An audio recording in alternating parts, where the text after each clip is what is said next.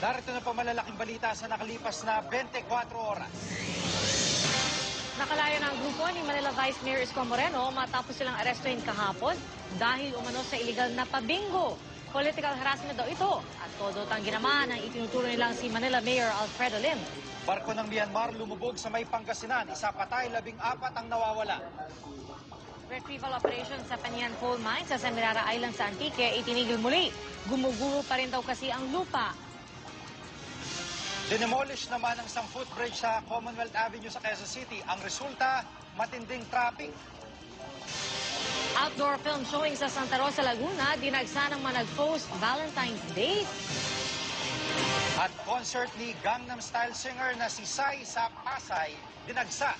Yan at iba pa mga balita ngayon na dito sa 24 Oras Weekend.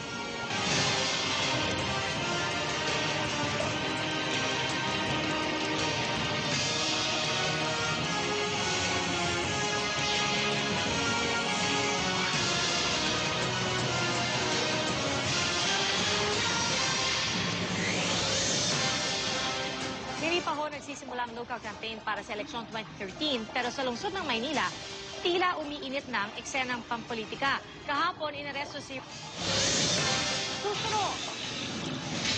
Ang sagot ng Department of Energy sa pangambang baka magkaroon ng malawak ng brownout ngayong suspendido ang operasyon ng Semirara Mining Corporation sa Antique dahil sa pagguho roon. Celebrities at fans nakisaya sa concert ni Psy sa Pasay. Outdoor film showing sa Santa Rosa, Laguna, patok sa mga magkasintahan, barkada at pamilya.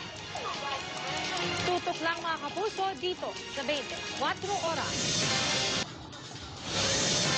Susunod. Outdoor screening ng romantic movie sa Laguna, patok na post-Valentine's Day para sa ilang Pinoy. Tutok lang po dito sa 24 Oras. At yan po ang mga balitang aming tinutukan sa nakalipas na 24 oras. Maraming salamat po sa inyong pagtitiwala.